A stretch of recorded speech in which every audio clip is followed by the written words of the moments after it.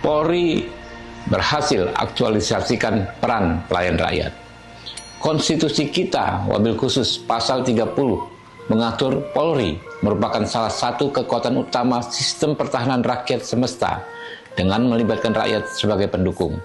Polri bertugas melindungi, mengayomi, melayani masyarakat serta menegakkan hukum. Jika mengacu pada norma konstitusi tersebut di mana frasa serta menegakkan hukum justru ditempatkan terakhir setelah frasa melindungi, mengayomi, melayani, maka jelas ekspektasi kita terhadap Polri sangatlah besar. Kita bukan sekedar menginginkan Polri yang profesional dalam menegakkan hukum, namun lebih dari itu, kita menuntut Polri berperan besar dalam kehidupan kebangsaan. Polri adalah salah satu sumber daya terpenting ketika kita menghadapi masalah kebangsaan yang luar biasa. Ketika badai pandemi COVID tahun 2019-2023, Polri bersama TNI dan tenaga kesehatan mengambil peran yang amat besar menyelamatkan bangsa kita dari potensi kekacauan dan malapetaka yang luar biasa besar. Kita ingat saat itu kantor-kantor Polsek dijadikan tempat penanggulangan COVID. Anggota-anggota Polri dari pucuk pimpinan sampai tingkat terendah terlibat secara terstruktur, sistematis dan masif melindungi, mengayomi dan melayani masyarakat menghadapi COVID-19. Kegiatan penyemprotan disinfektan, pembagian masker, vaksinasi hingga pembagian sembako kepada rakyat dilaksanakan hingga tingkat paling rendah yaitu Polsek. Hal serupa terjadi saat ini setelah Pak Prabowo Subianto sebagai presiden menjadikan ketahanan pangan sebagai salah satu prioritas. Polri melalui gugus tugas mendukung ketahanan pangan mengambil peran yang amat sangat signifikan.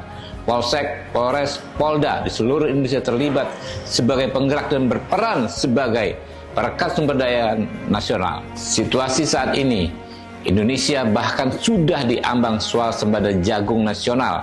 Presiden Prabowo tak sungkan menyebut Polri, Kapolri, Panglima TNI, beberapa menteri sebagai tokoh-tokoh patriotik yang ada di sekitarnya dan dia merasa sangat beruntung. Di bidang penegakan hukum, kita melihat adanya arus besar gerakan reformasi Polri yang semakin maksimal di era kepemimpinan Kapolri Bapak Listio Sigit Prabowo. Komisi 3 DPR RI mencatat Polri sebagai mitra yang paling responsif dalam menindaklanjuti keluhan masyarakat. Berbagai bentuk keluhan dan laporan masyarakat, baik persoalan penanganan perkara pidana, persoalan pembinaan anggota, hingga persoalan pendidikan dan lingkungan Polri diselesaikan tuntas dalam waktu yang singkat. Kalau kita mau jujur, keluhan masyarakat soal perilaku oknum anggota Polri memang masih ada, tetapi jumlahnya terus menurun. Kasat mata kita melihat banyak sekali kebijakan-kebijakan yang bersifat terobosan yang dilakukan dalam rangka mengakomodir keluhan masyarakat. Tantangan ke depan tentu tetap besar. Tingkat kepuasan masyarakat terhadap Polri selalu paralel dengan ekspektasi masyarakat terhadap Polri sebagaimana saya sampaikan di awal tulisan ini. Dipuji tidak terbang, dicaci tidak tumbang. Semangat terus institusi dan anggota Polri. Lakukan yang terbaik untuk bangsa dan negara. Jelas Polri berhasil mengaktualisasikan peran sebagai pelayan rakyat. Selamat Hari Bayangkara ke-79. Salam presisi.